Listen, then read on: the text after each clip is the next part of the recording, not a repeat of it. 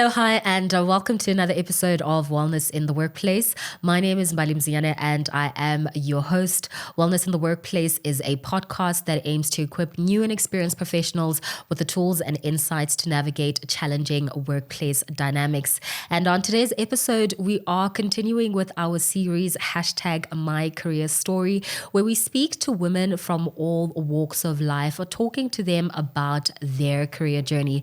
We're talking to them about some of their milestones and achievements that they've accomplished along the way, some of the challenges that they've had to overcome, and how it is that they got to where they are today.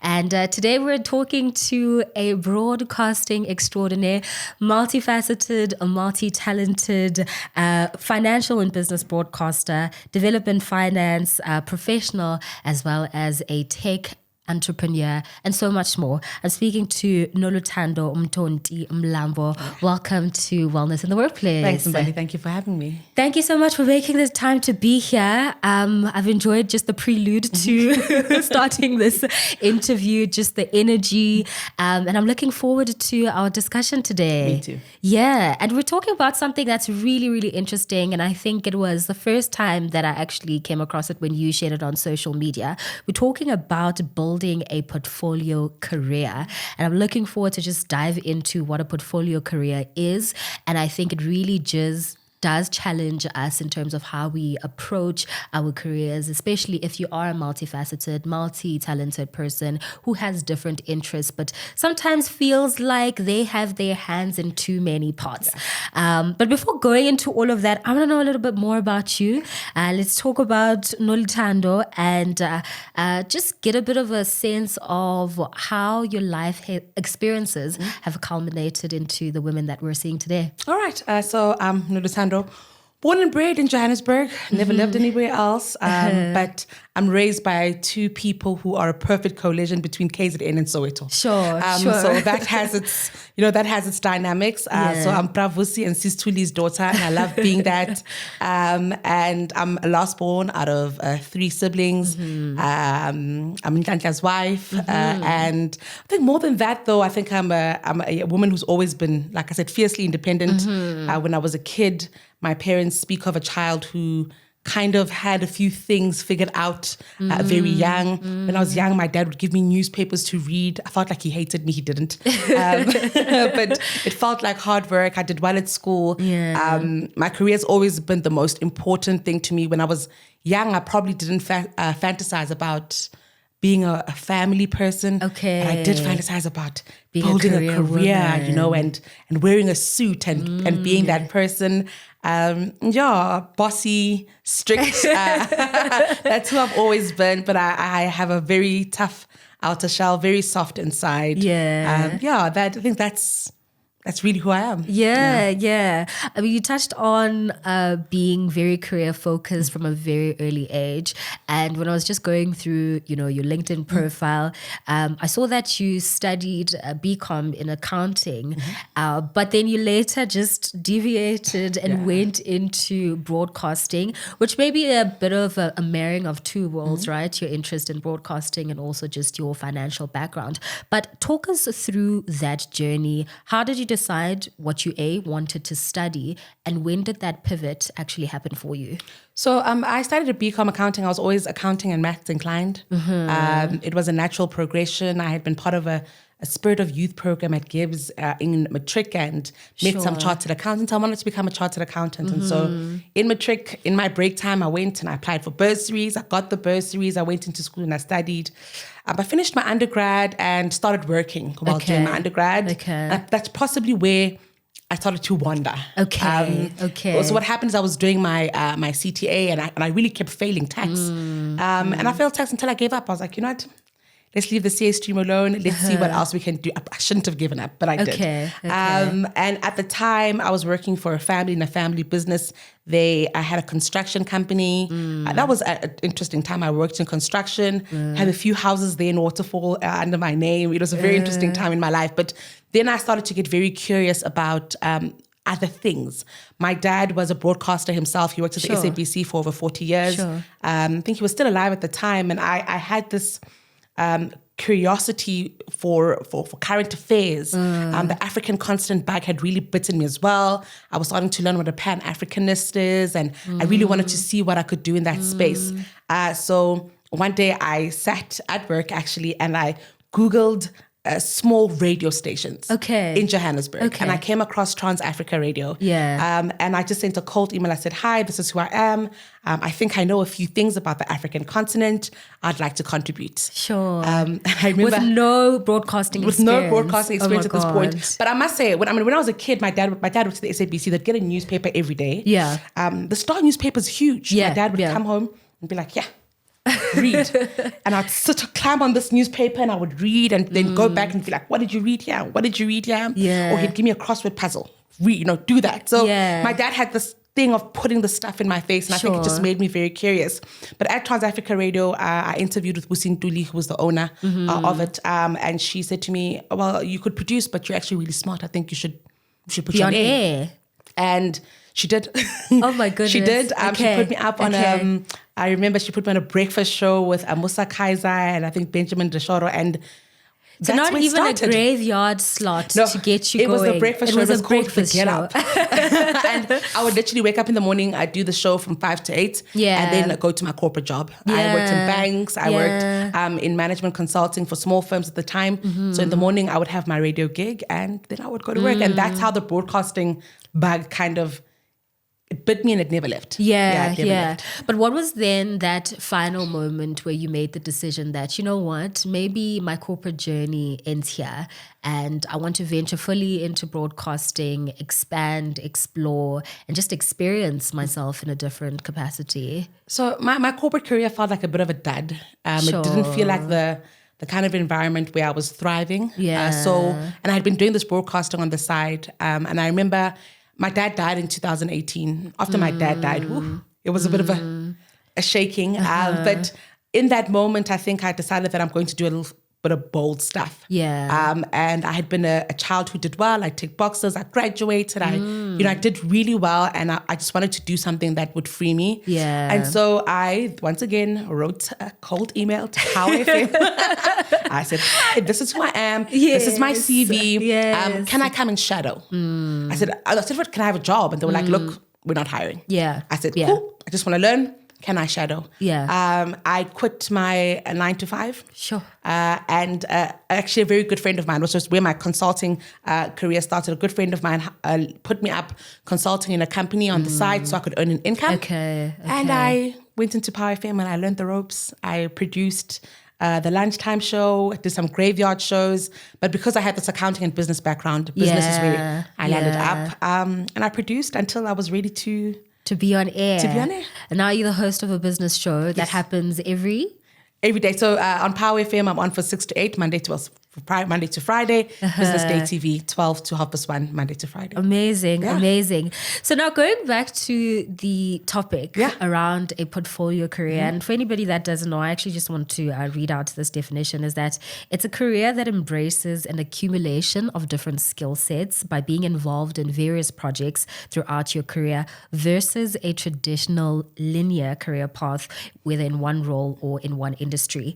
So for you, what would you say has helped you build a portfolio career? And is it something that you were always perceptive about?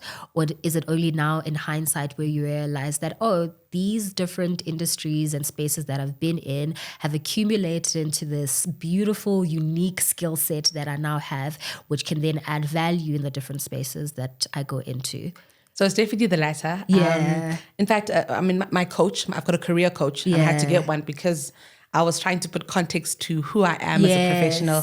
She's actually been on the podcast, Batle. So amazing. It's Batle who helped me. My coach helped me give language to the fact that I felt like I was all over the show. I was doing the broadcasting, I was loving it, but I was also really interested in this and interested in that, and it felt like I was all over the show. I knew how to make money from these different streams of talents that I had, this pool of talents that I had.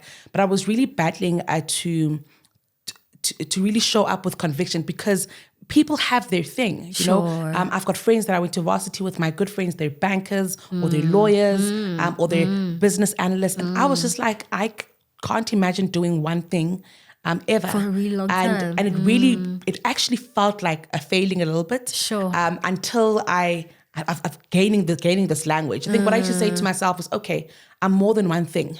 That's fine. And what also really helped me actually was in the Bible, there's the parable of the talents. Yes. And it speaks about, being given more than one talent. So I was like, okay, Yes. I can contextualize it according to my faith. Yeah. And according to who I am as a person. But I need to be able to really call this something and then to treat it like a portfolio. Sure, So it was sure. getting the language has been very important. And then treating it like a portfolio is, okay, this is my broadcasting. This is the amount of time I put in it.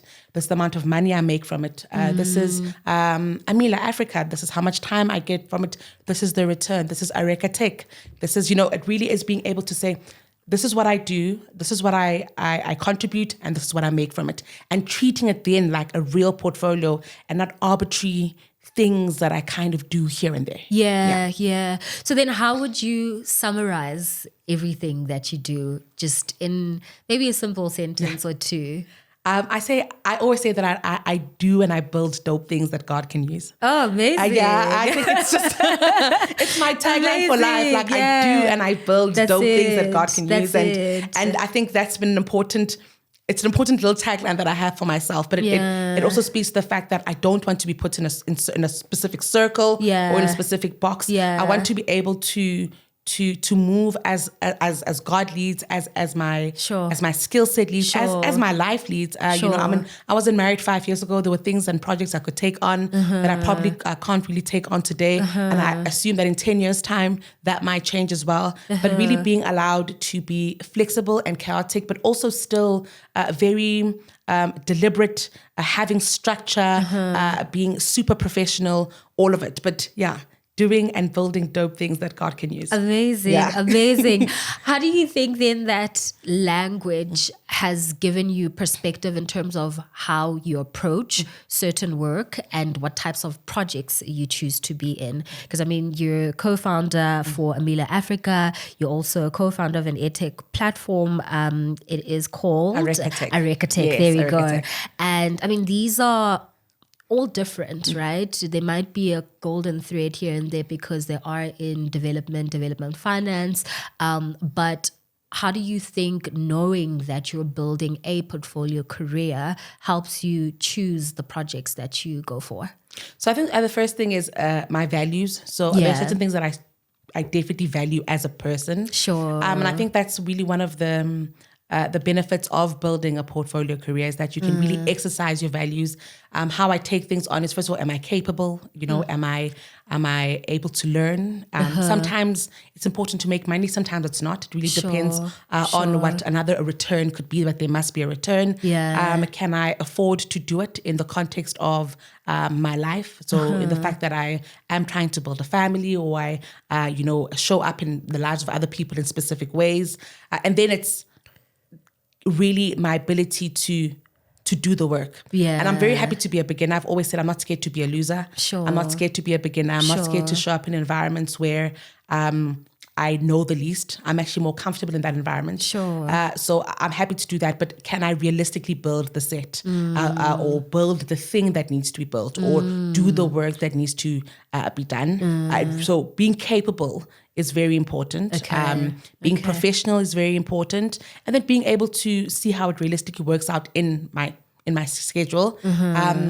I would like to always remain a broadcaster, and that can look different in different times. Ways, So it matters that I can still broadcast. It matters that I can still run my own organizations. It matters that I can still do speaking engagements, and then everything else kind of can plug and play around that. I see that. So with being involved in so many things at one point in time, what would you say are some of the challenges that you've kind of had to overcome or balance in the process of building out your skill sets and being involved in various projects?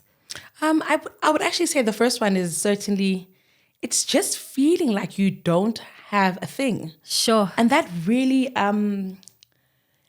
there's days when it feels like a very empowering thing. And then there's days when it's just like, girl, What's going on? What's going on with you? What's happening? Why are you here? You know? Yeah. So that's really been a huge challenge. And some days I feel like a superhero for it. And some days I feel like, oh my goodness, should I have finished my CA and should I be auditing somewhere? You know what I'm saying? So it's certainly been that. Yeah. I think the second thing is representation. I'm lucky, I'm blessed actually, that I've had a mentor in my life maybe for the last 12 years, Zimkita, who's been with me and really walked the journey with me, who herself has a portfolio career. Yeah. And I think when I spoke to her about a portfolio career, she's like, oh, that's what I That's do. me. Yeah. I was like, oh my God, yes, it is.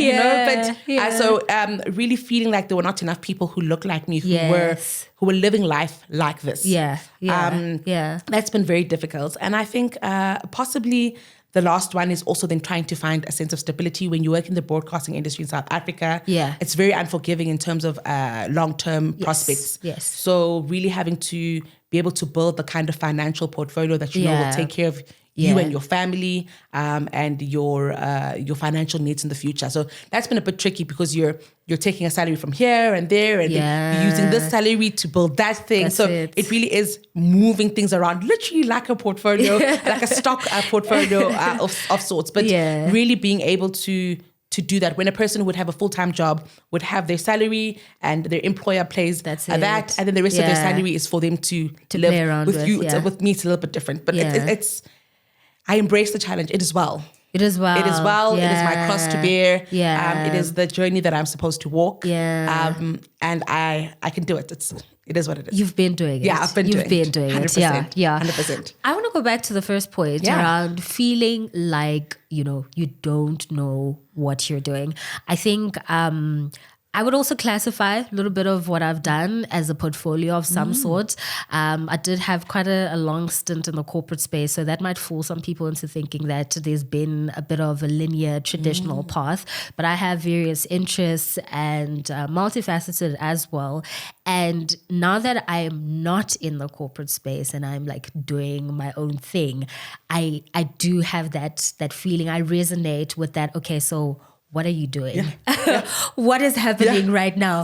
How do you overcome that? How do you manage those emotions? Because they can actually be quite limiting if you're not perceptive enough and if you're not able to get out of it quick enough. So how do you move around that and always try to, remain focused on whatever vision or goal it is that you have in mind? So I think the first thing is structure. And sometimes I win with structure, sometimes I don't. But structure, what do you wake up in the morning and do? When you look back at 8 p.m. on any given day, when you look back on the time that you've spent, have you given to this? Have you given to that? So it really is also making sure that I'm not treating it arbitrarily, it's not a random way. I'm really not floating. It may look like it, it may feel like it, but I'm intentional with this. There's a certain amount of time that I give to this work and this work and this work. And I think that makes me feel, but it also does contribute to the fact that then I am building a portfolio.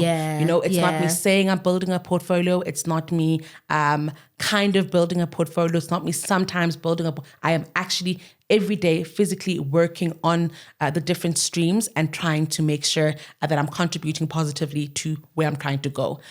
It's the only way, I think, to really counter the insecurities, because I actually have lots of friends who are in corporates and who do one thing and who are like, I really wish I was more like you. So the grass always does look greener on the other side. But I do think that also tying yourself to formal organizations can also really help, whether it's taking them on as clients or working in them like I do, for instance, for Business Day TV. That also really helps in giving me a sense of the fact that I'm not this random person floating around. In this space, I work with this person. These are my clients. Even in my speaking engagements, it's very, very similar. So I think the feelings of any entrepreneur, because it is entrepreneurial in nature, often feels like they're going through this very schizophrenic level. You go from feeling really, really, really good to feeling really, really low. So that's perfectly fine. I'm okay with that. But if there's enough structure and I can, at the end of the week, look back and there's evidence of me contributing positively to these different work streams, then we're going somewhere. We're building something. Some things the end goal is clear and some things the end goal not so Yeah, clear. yeah. No, that's good perspective. I think always just looking back and tallying up what you've done. Just this morning, I was thinking, what has been my highlight, this week as a way to just remain perceptive, right? Because when you are doing a lot of things and have your hands everywhere, you can lose sight of what you're doing very easily. So would you say that your experiences have been transferable just in, the different work that you've been doing? And if so, how do you think this has contributed to the value that you then bring to the different projects that you do? So I think it's certainly everything's transferable. Okay. Not most things. There's obviously hardcore actual skills. Yeah. For instance, studying an accounting degree, working in corporate, then doing the business show, but also gaining great insights from the business show to actually help me build other businesses, so really being able to draw a thread. I think that's very important. But also just soft skills and I think development, that's really possibly the most important part here. I think I was reading an article recently that said that soft skills actually are not soft anymore. They're probably the most fundamental skills. The ability to also transform as a human being, right? When you move from job to job, from new experience to new experience, transforming from being a beginner and a loser, as I call it. It's okay to be a loser. Transferring from being a beginner and a loser to being somebody who's proficient and excellent at something. Yes. All of that, I think, is very internal. They're soft. It doesn't feel like there's no certificate for it. I can't say, here's my certificate in learning. But I know that now this is who I am. This is what I'm capable of doing. And so when I do the next thing or I start the next thing or I try the next thing, I know that I'm very capable and I've got evidence for that. So I think that's been very, very important in being able to move along with skill. Yeah. But I also think that I'm a generalist, and it's a very tricky thing with my enneagrams, and I've done enneagrams, I've done strengths finders. I've done this a lot because I'm trying to figure out what is my thing. But I've done a lot of them, and I think one thing that I've also really embraced is the fact that at any given point I have a very big picture, strategic way of looking at things, and it really helps me be able to move myself and people in the right direction. Yeah, and that's been the most important thing to have throughout, whether it was in my first job trying to build a house in Waterfall, which is crazy, or it was me working in banking, or it was me working with mining communities, whether enterprise and supply development programs, or it's me as an entrepreneur. All of it is I am a strategist. It is how I show up first. I think strategy. I'm not the best implementer, so that's where my hard work, really, all my effort goes into implementation. But that's kind of skill. These are skills that I can take everywhere. That's really been the most important thing. So because I'm not a specialist, I can't say it was counting and then I'm just not a specialist. It's not who I am. That's it. I mean, I was going to ask a question around being a generalist and a specialist, and I do find that people who are or who do have portfolio careers typically generalists, right? But they're general with just enough subject matter expertise to be able to hold their own in different spaces that they occupy, which is also a good thing to have because it makes you a really interesting person, to be honest. But going back to something you mentioned around doing some form of like psychometric assessments just to better understand yourself. I mean, we were speaking off air about, your Enneagram and and how that shows up in the way that you work, in your personal, professional relationships. Can we talk a little bit more about the value of doing those types of assessments in just better understanding yourself and in so doing, helping you to better position yourself in different spaces? Yeah, so I mean, those tests for me are very supplementary. I think to my core, I still know who I am. I'm also I'm a very proud Christian. That means that my values are deeply rooted in being of Christ. Yeah. And then the psychometric tests all kind of support that. It was that, when he stitched me up in my mother's womb, he decided then that I would be a person who can do this or can do that. These are my talents, these are my gifts. But I find that these have been very important, and also me being able to to tell people what I'm capable of doing, what I bring to an environment. So they are really important, but I do believe that they should be supplementary to a person really knowing who they are. I don't think that they should be a person's true north, but they are important. If I think of my Strengths Finder, and even doing Strengths Finder with people, I recently did one with my husband where we're like, it really helps you put into context relationships and how you show up. But I think that they're super, super valuable. And I think if you can work through on with a coach, even better, because coaches, they've done all the research and they can really help you take what might sound like a flaw. And I'm an Enneagram 6. Yeah. And the first time I read it, I said, this is terrible. How could I be a 6? A skeptic, but I am. No ways, and it's well with that. But really, these are very important, I think, for people who especially are journalists, who are battling to say, this is my thing, that is my thing. Yeah. If you can figure out what your strengths are, then you can also then start to map out a way forward about what you can or cannot do. Yeah. Speaking about a coach, I mean, you spoke about Sbahle, who's here on the podcast recently. I want to talk about maybe a bit about your coaching journey. And yes, you've mentioned that it has helped you contextualize just your career up until this point. But what was the trigger for you to seek out career coaching, and how do you think anybody listening or watching could actually also benefit from something like that?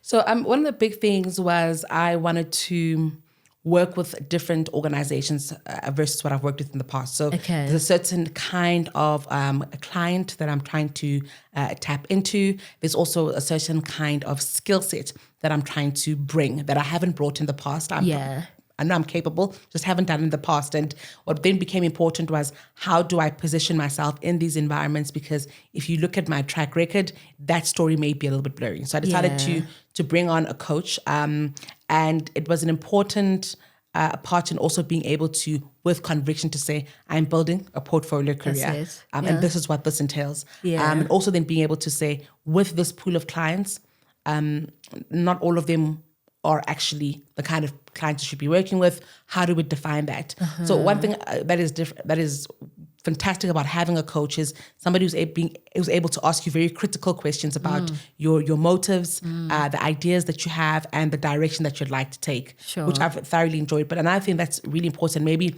this could be very unique to how Sbahle does her coaching, is it's really also very much inner work. Why are you struggling to articulate this about yourself? Why are you allowing yourself to get paid this much? Really, really doing some digging deep. And I think stuff, all people, no matter how well they've done in their careers, might need a coach at some point, just to ask you critical questions about yourself, your career, whichever direction you choose to take it in. But coaching's been very important in that for me, and that's why I'm glad that I did seek it out. And that's why I'm also glad for the fact that I don't always have absolute conviction about the way my life has turned out. And that leaves me curious enough to be like, okay, where can I get wisdom? And with coaching, it was, I need wisdom for very specific things. I'm skeptical, so I'm always asking questions. Let me get somebody else to maybe ask me questions, like you're doing today. And I hope they're thought-provoking questions. Yeah, they really are. They are. Sure. So what would you say has been your biggest lesson in building your portfolio career? It's okay to be more than one thing. And it feels like a very basic lesson, but I think it's also important, and that can really move into other areas of your life, how you show up as a friend, a family member, a spouse, a mother, a father, whatever the case may be. It really is okay for you to be very colorful. And there's moments when it's okay to show all of that color, and then there's moments when you have to reel it in. And I think that's really been a very important aspect of me, just being able to accept where my career has gone, and also to love it, right? Because we become our toughest critics, and we can't see how well we've done. But for me, it's okay to be all of it. It's okay not to fit in here. It's okay not to be part of that. It's okay to be part of this, and to be part of that. I think that's been my thing, just being able to embrace all of me, and and use it all up. Yeah. And use it all up. Yeah. Yeah. I love that. I love that so much. And any advice for somebody with many talents who might be confused about what to do, where to do it, how to do it? What would you say to them in terms of just starting and distilling how they can approach their portfolio career? I would say possibly find the consistent theme. Okay. So for me, the theme has always been business and commerce. So from my undergrad right through to everything that I've done, business, finance, commerce, even the tech startup that I run, the issue of finance still deep there. So I think find a little thing and then see how you can make it bigger. I wouldn't say that, be a scientist tomorrow, an accountant the next day, and a lawyer the next day. Really, just figure out what the theme of your life will be. But I also think surround yourself with people who do have a portfolio career of sorts. I think that I would have arrived at this level of joy much sooner if I had stopped trying to be like, why am I not getting it? How come they get it? But if I'd seen more people building a portfolio career, and I would have been like, oh, this is normal. People do this and we keep it moving. So I think also just surround yourself with people who might even help you give language and context to where you are. And most importantly, structure. Yes. Just get structure. If you have to, register the business, get a tax number for that, open a bank account for that. Yeah. Really get structure. Treat it like you are running a portfolio of a very specific income streams or businesses. Like really be deliberate. Do not allow yourself to be everywhere because that can make you feel like you know it. Yeah. A little bit of a curveball question. Do you think we'll see more portfolio careers as the gig economy takes over and technology also just consumes every part and facet of our lives? Absolutely. I actually think that some careers will become obsolete in their traditional form. Sure. I think of newsrooms, journalism a little bit comes to mind there.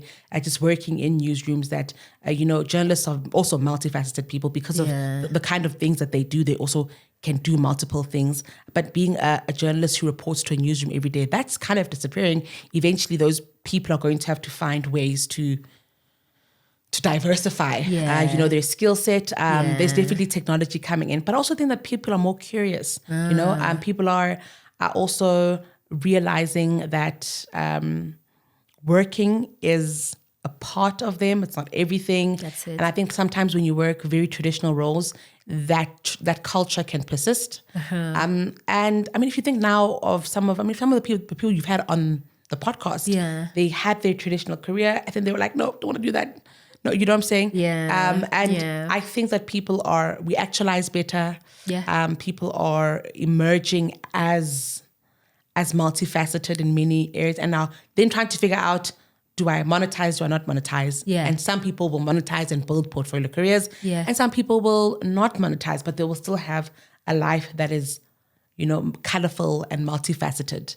And I think it'll be a wonderful time, actually. Yeah, I think so too. I like the point around curiosity because I think being in a very, traditional linear path does somehow take away a little bit of curiosity and spark.